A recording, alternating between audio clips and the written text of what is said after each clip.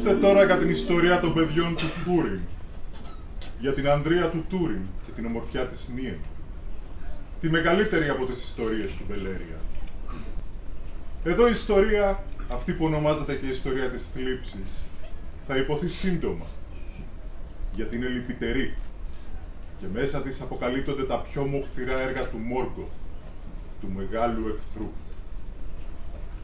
Ο Τούριν ήταν ο μόνος γιος του Χούριν Θάλιον και της Μόργουεν της Ξωτικόμορφης. Ο πατέρας του εχμαλωτίστηκε μετά τη μάχη των αμέτρητων δακρύων και τον πήγανε μπρος στη Μόργκοθ, γιατί ο Μόργκοθ ήξερε ότι είχε τη φιλία του βασιλιά της Γκόντολιν και η Γκόντολιν μόνη από όλα τα βασίλεια των Ξωτικών παρέμενε κρυμμένη. Αλλά ο Χούριν τον αψήφισε και τον περιγέλασε και ο Μόργκοθ καταράστηκε τον Χούριν και τη Μόργουεν και όλους τους απογόνους τους και τους έταξε μοίρα σκοτεινή και γεμάτη θλίψη. Ο Τούριν παρέμεινε με τη μητέρα του στην πατρική του γη, τον Ντορλόμιν, όπου η Μόργουεν τον έκρυψε από τους Ανατολίτες, που ο Μόργκοθ έστειλε στη χώρα αυτή. Αλλά φοβούμενοι ότι θα έβρισκαν και θα σκότωναν το γιο της, ή θα τον εχμαλώτιζαν, τον έστειλε μακριά, στο κρυμμένο βασίλειο της Ντόριαθ, όπου ο βασιλιάς Θίνγκολ τον δέχτηκε σαν γιο του. Εν τω μεταξύ, η Μόργουεν έφερε στον κόσμο ένα ακόμα παιδί, μία κόρη του Χούριν, και την ονόμασε Νίενορ, που σημαίνει πένθος. Ο Τούριν μεγάλωσε και έγινε δυνατός στην Ντόριαθ, αλλά ήταν σημαδεμένος από αγωνία, φοβούμενος για τη μητέρα του και την αδελφή του. Συχνά έστελνε ο βασιλιάς Θίνγκολ αγγελιοφόρους στον Ντορλόμιν, προσκαλώντας τη Μόργουεν να έρθει στην Ντόριαθ, αλλά αυτή δεν ήθελε να αφήσει το σπίτι όπου είχε ζήσει με τον Χούριν. Ο Τούριν, μόλις του επιτράπηκε, ενώθηκε με τους άντρες του Μπέλεκ Κουθάλιον στα σύνορα της Ντόριαθ, πολεμώντας τους Όρκ του Μόργκοθ, και φορούσε το δρακοκράνος του Ντορλόμιν, και οι Όρκ άρχισαν να το φοβούνται περισσότερο από κάθε άλλο. Η ιστορία συνεχίζει και αφηγείται τις πολλές γενναίες πράξεις του γιου του Χούριν, που από όλους τους ανθρώπους φοβούνταν πιο πολύ οι υπηρέτες του εχθρού.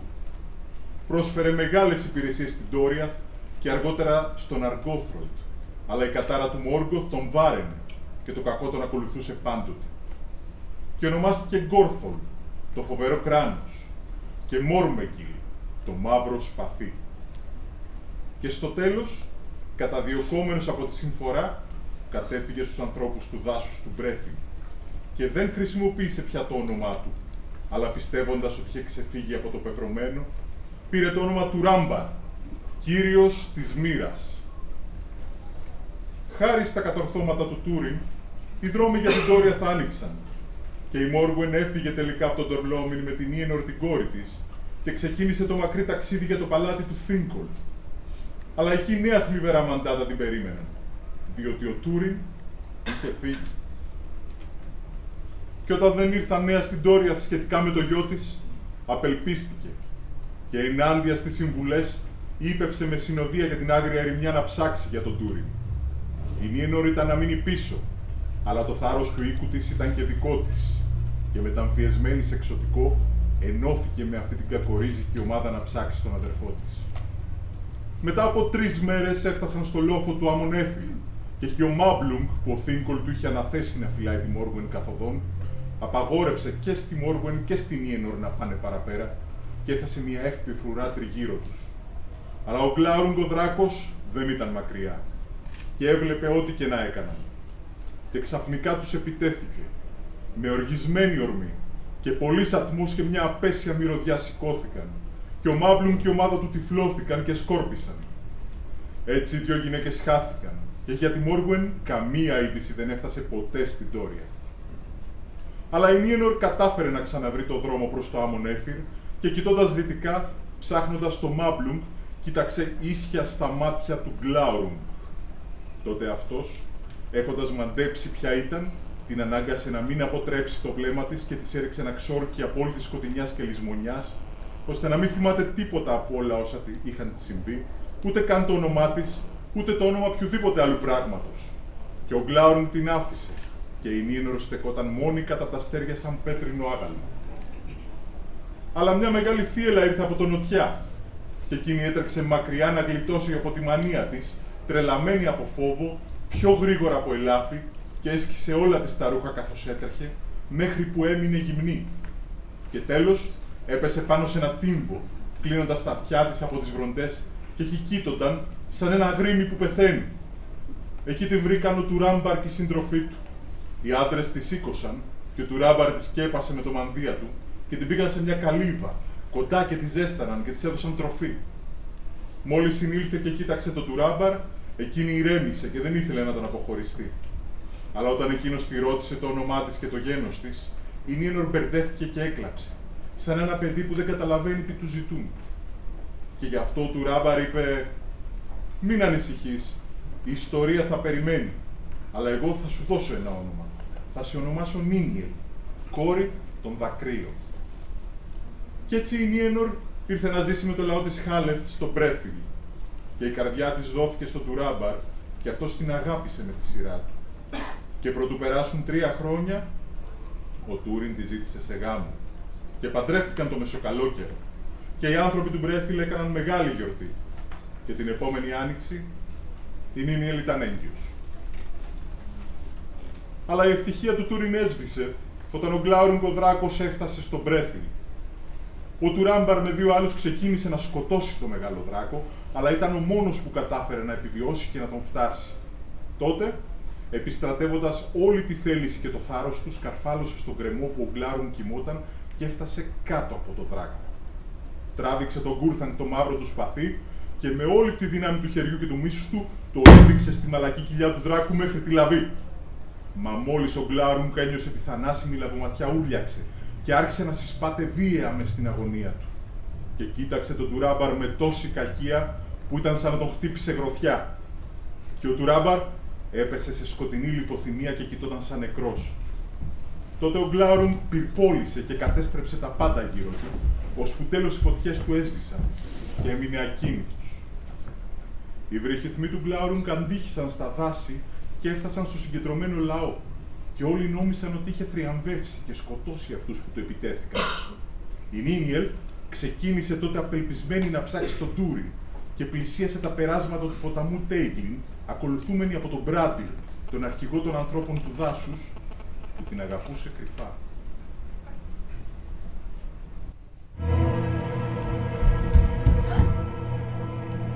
Τουράμπαρ! Τουράμπαρ! Όχι! Όχι!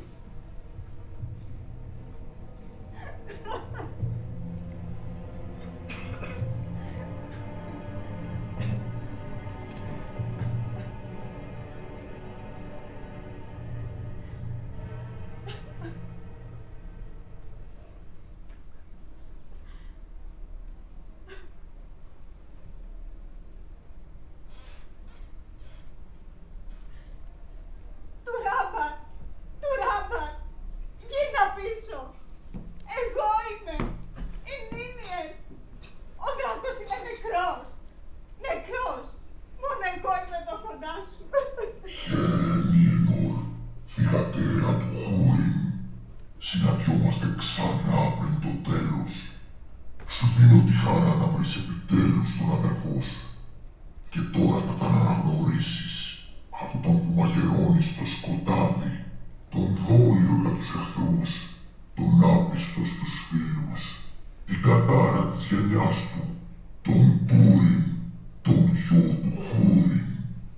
Αλλά τη χειρότερα της πράξης του θα τη νιώσεις στον ίδιο σου τον εαυτό. Όχι! Όχι! Δεν μπορεί! Αλήθεια είναι!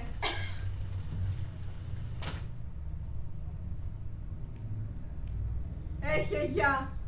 Εσύ! Διπλά αγαπημένε! Ατούριν του Ράμπαρ του Ρουναμπάρτανεν! Αφέντη της μοίρας! Από τη μοίρα νικημένε! Ευτυχισμένε που είσαι νεκρός! Στάσου, Νίνιελ. Περίμενε. Στάσου! Περίμενε! Πάντα αυτή ήταν η συμβουλή σου. Μακάρι να την είχα ακούσει. Τώρα όμως είναι αργά. Πολύ αργά. Δεν θα περιμένω άλλο στη μέση γη. Τι πας να κάνεις? Ω παγωμένα νερά του Τέιγκλιν, πάρτε τώρα την Νίνιελ! Περίμενε. Την Ιενόρ, τη θυγατέρα του Χούριν. Το πένθος στην κόρη της Μόργουεν. Πάρτε με τώρα και Στάσου. βγάλτε με πέρα στη θάλασσα. Μη!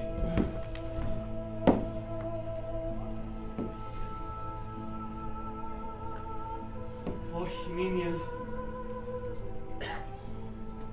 Όχι.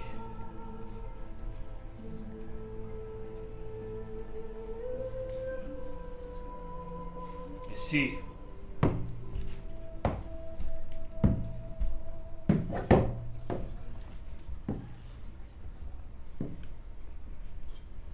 Άραγε σε μισό ή σε λυπάμαι. Είσαι όμως νεκρός. Δεν σου χρωστάω κανένα ευχαριστώ εσένα που μου πήρες όσα είχα ή όσα ήθελα να έχω. Όμως ο λαός μου έχει χρέος απέναντί σου. Είναι σωστό να μάθουν από μένα τι συνέβη. Μπράντι, Μπράντι. πού είναι, μήπως την είδες? Κυρά, η Νίνιελ έφυγε. Ναι, έφυγε. Έφυγε και ποτέ πια δεν θα γυρίσει. Μα έρχομαι να σας φέρω ειδήσεις. Ακούστε τώρα, άνθρωποι του Μπρέθιλ, και πείτε ότι δεν έχετε ξανακούσει άλλη ιστορία σαν αυτή που σας φέρνω. Ο Δράκος είναι νεκρός. Ευτυχώς. Αλλά νεκρός είναι και ο Τουράμπαρ στο πλάι του. Τουράμπα. Και αυτές είναι καλές ειδήσεις. Μα τι λέει? Ναι, και οι δυο τους πολύ καλές ειδήσεις. Είναι τρελός. Ναι. Ακούστε με μέχρι το τέλος. Η Νίνιελ είναι και εκείνη νεκρή. Η Νίνιελ η όμορφη που τόσο αγαπούσατε. Μα πιο πολύ από όλους την αγάπησα εγώ. Ρίχτηκε στο κενό από το πήδημα του ελαφιού και την πήραν τα δόντια του Τέιγκλιν. Χάθηκε, μισώντας το φως της μέρας. Για την άτη άκουσε πριν τραπεί σε φυγή. Ήταν και οι δυο τους παιδιά του Χούριν. Αδελφός και αδελφή. Μόρμεγγιλ τον φώναζαν. Τουράμπαρ ονόμαζε ο ίδιος τον εαυτό του, για να κρύψει το παρελθόν. Μα ήταν ο Τούριν, ο γιος του Χούριν. Εκείνη την είπαμε Νίνιελ, χωρίς να ξέρουμε από πού έρχεται. Μα ήταν η Νίενορ, η κόρη του Χούριν. Εδώ στον Μπρέθιλ τους βρήκε η μαύρη τους μοίρα. Και αυτή η γη δεν θα είναι ποτέ πια ελεύθερη από τη θλίψη. Για την Νίνιελ, την πολύ αγαπημένη, τάφος έγινε ο Τέιγκλιν. Ένας τάφος πρέπει να φτιαχτεί και για τον Τουράμπαρ, το γενναιότερο των ανθρώπων. Ναι.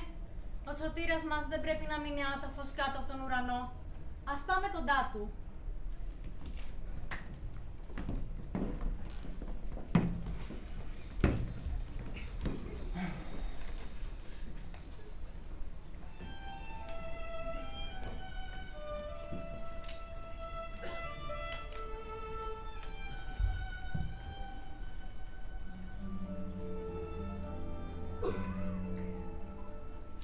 Γιατί να με φροντίσει κάποιος έτσι κι ύστερα να μ' αφήσει να κοίτομαι εδώ, στο κρύο, ανάμεσα στα συντρίμια και στη δυστοδεία του δράκου. Τι περίεργα πράγματα συνέβησαν. Είναι κανείς εδώ?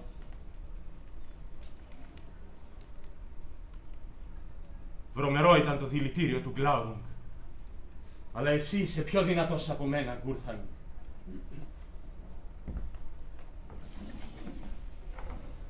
Πίνεις κάθε αίμα. Δικιά σου είναι η νίκη. Μα έλα. Πρέπει να ψάξω για βοήθεια. Το κορμί μου είναι εξαντλημένο και έχω παγώσει μέχρι το κόκαλο.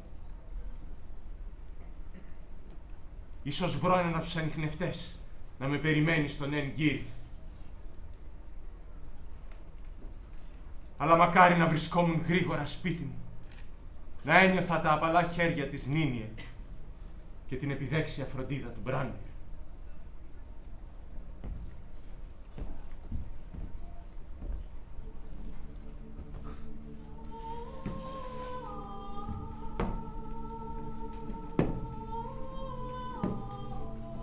Όχι! Μην κλαίτε! Μα χαρείτε! Κοιτάξτε! Μήπως δεν ζω! Ζεις. Και μήπως δεν σκότωσα τον δράκο που τρέματε! Ανόητα με τα ψεύτικα παραμύθια σου. Να λες πως είναι νεκρός. Το είπαμε εμείς πως τρελάθηκε. Τρελάθηκε. Εσύ ήσουν λοιπόν εκεί και φρόντισες στο χέρι μου. Σε ευχαριστώ. Οι ικανότητές όμως πρέπει να μειώνονται, αν δεν μπορεί να ξεχωρίσει τη λιποθυμία από το θάνατο. Μην του μιλάτε έτσι ανόητοι όλοι σας. Ποιος από εσάς θα τα κατάφερνε καλύτερα? Τουλάχιστον εκείνος είχε το κουράγιο να έρθει στον τόπο της μάχης, ενώ εσείς μείνατε εδώ, περιμένοντας. Έλα όμως τώρα για του Χάντιρ, γιατί είναι πολλά αυτά ακόμα που θέλω να μάθω. Γιατί είσαι εδώ, με όλους αυτούς τους ανθρώπους που είχα αφήσει στο Έφεν? Αν είναι εγώ να μπαίνω σε θανάσιμο κίνδυνο για χάρη σας, δεν πρέπει να με υπακούτε όσο λείπω? Και πού είναι η Νίνιελ? Γιατί εκείνη θέλω να δω πρώτη από όλους. Και σε εκείνη να διηγηθώ όλα όσα έγιναν τη νύχτα. Η Νίνιελ δεν είναι εδώ. Αυτό είναι καλό. Θα πάω σπίτι μου τότε. Μήπως υπάρχει ένα άλογο να με μεταφέρει? Είμαι κατάκοπος από το μόχθο. Όχι, όχι. Το σπίτι σου είναι άδειο. Η Νίνιελ δεν είναι εκεί. Είναι νεκρή. Μην τον ακούς, Άρχοντα. Είναι τρελαμένος. Ήρθε φωνάζοντας πως είσαι νεκρός και πως αυτά ήταν καλά νέα. Όμως εσύ ζεις. Γιατί λοιπόν να είναι αλήθεια τα παραμύθια του για την Νίνιελ, πως είναι νεκρή και άλλα χειρότερα? Ώστε ο θάνατός μου ήταν καλή είδηση. Ναι, ποτέ σου δεν το δέχτηκες ότι προτίμησε εμένα. Το ξέρω. Και τώρα λες ότι είναι νεκρή και άλλα χειρότερα. Τι ψέματα σκαρφίστηκες μέσα στη μοχθηρία σου.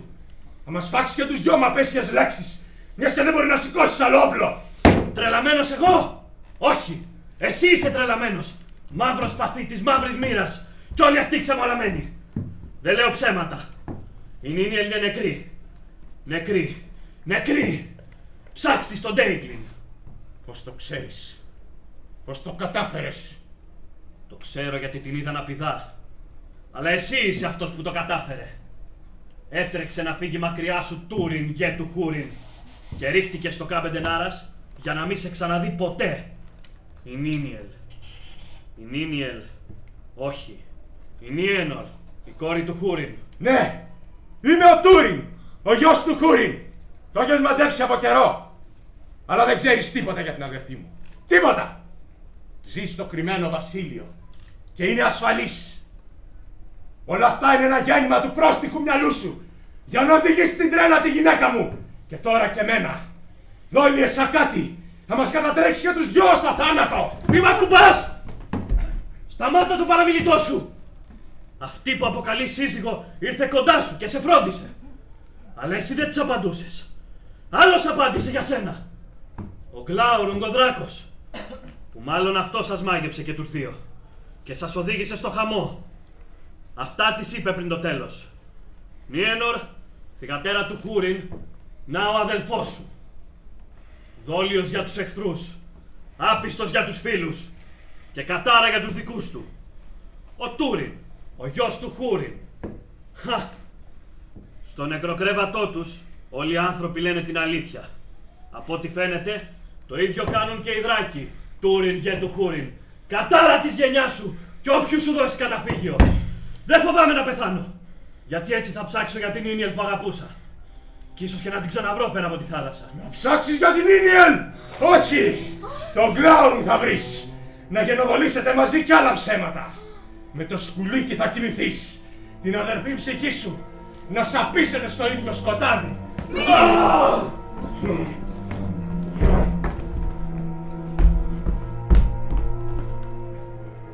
Ανάθεμά σε, Γκλάουρουγκ!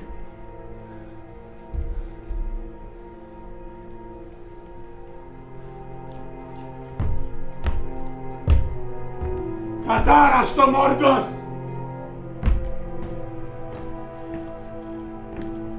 Νίνιελ! Όχι!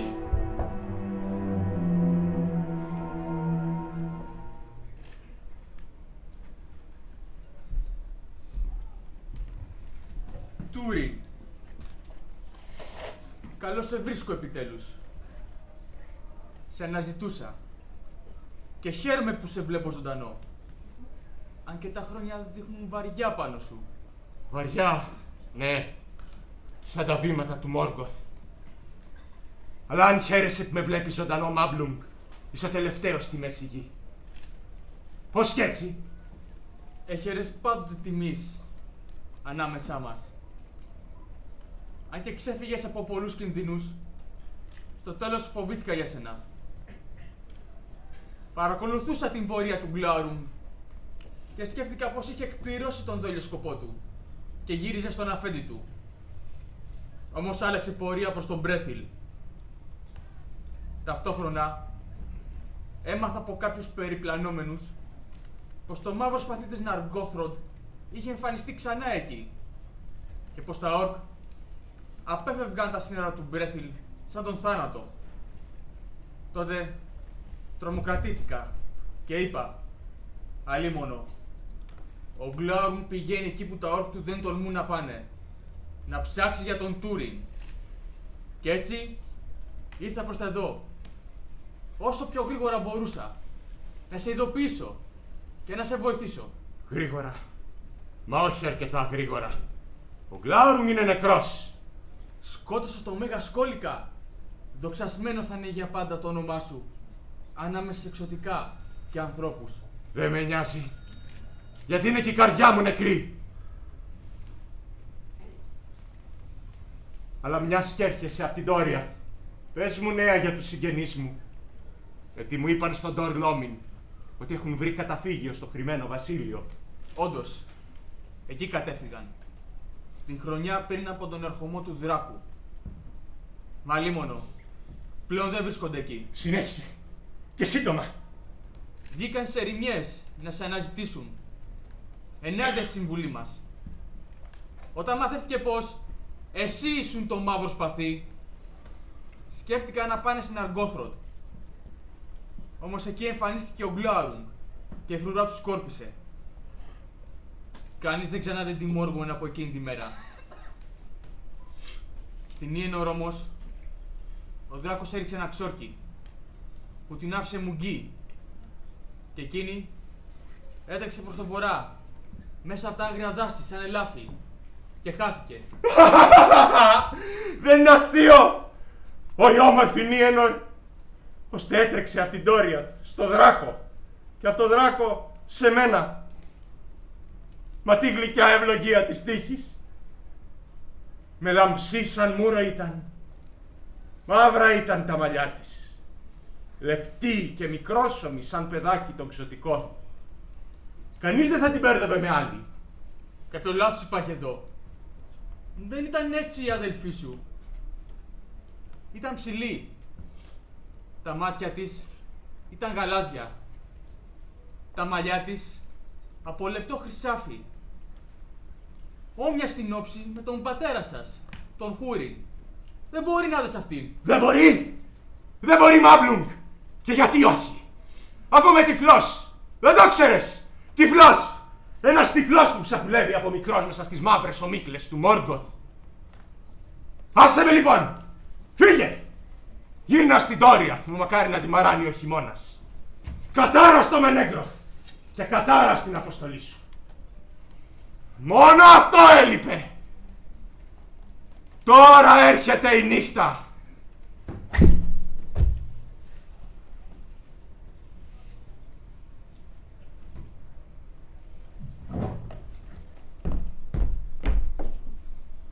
Κάβετε νάρας! Κάβετε νέρα μαρθ! Δεν θα βεβηλώσω τα νερά σου που έλουσαν την Ίνιελ.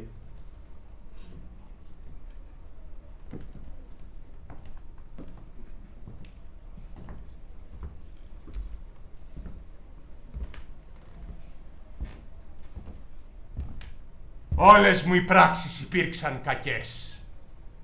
Μα η τελευταία, η χειρότερη.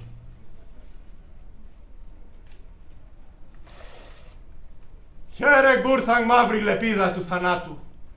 Μόνο εσύ απομένεις τώρα. Μα ποια μοίρα ή ποιον αφέντη αναγνωρίζεις, πέρα από το χέρι που σε κραδένει. Κανένα αίμα δεν αρνιέσαι. Θα πιείς τώρα το αίμα του Τουράμπαρ. Θα το κάνεις γρήγορα. Ναι, με χαρά θα πιω το αίμα σου. για να ξεχάσω το αίμα του πέλεκτου αφέντη μου και τον Αντουμπράτηρ που σκοτώθηκε άδικα. Θα σε σκοτώσω γρήγορα.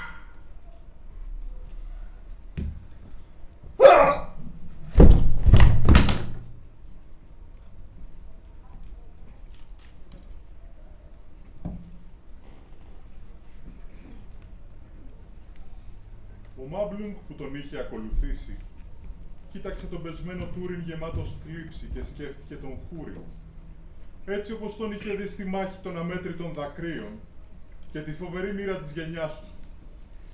Και καθώς το ξωτικό στεκόταν εκεί, έφτασαν οι άνθρωποι από τον Εμγκύριθ να δουν το σκοτωμένο δράκο.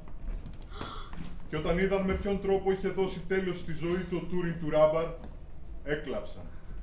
Και το ξωτικό, μαθαίνοντας την αιτία των πικρών λόγων του Τούριν, έμεινε έκπληκτο.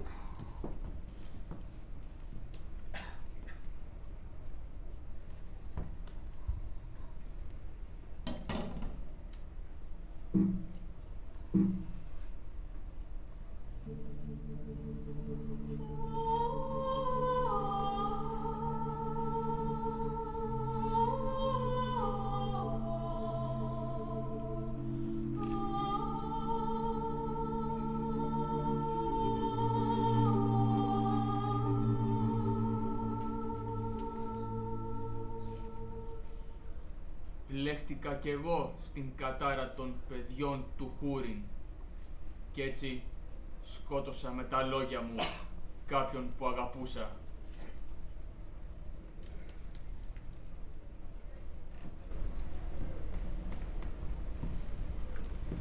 Τότε σήκωσαν τον Τούριν και είδαν ότι το σπαθί είχε σπάσει από κάτω του.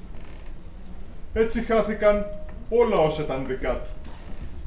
Και τον έθαψαν σε έναν ψηλό τύμβο, εκεί που είχε πέσει, και τα κομμάτια του Γκούρθανγκ τα έθαψαν πλάι. Και όταν όλα τέλειωσαν, η μουσική των ξωτικών και των ανθρώπων έφτιαξαν μυρολόγια, μιλώντας για την ανδρεία του Τουράμπαρ και την ομορφιά της Νίνιελ. Και έφεραν μια μεγάλη γκρίζα πέτρα και την έβαλαν στον τύμβο. Και επάνω της τα ξωτικά σκάλισαν «Τούριν Τουράμπαρ, Τάγνιρ Γκλαουρούγκα». Και από κάτω «Νίενορ Νίνιελ». Όμως εκείνοι δεν ήταν εκεί.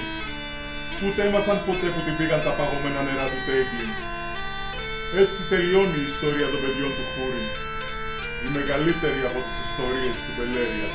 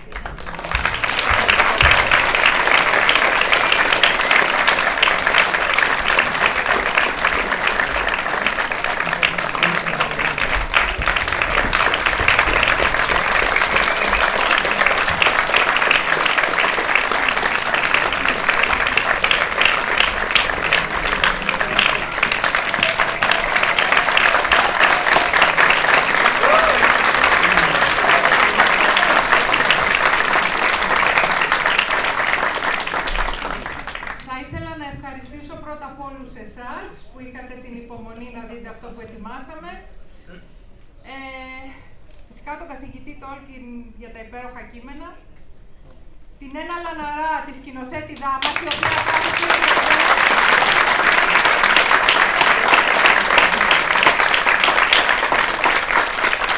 τον Θανάση Ζουμάνη και τον Νίκο Θεμελή για την τεχνική βοήθεια.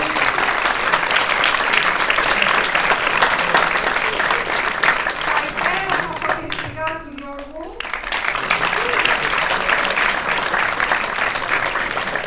Και το σύλλογο Τόλκιν και τον πρόεδρό του Σπύρο Σαμψώνα.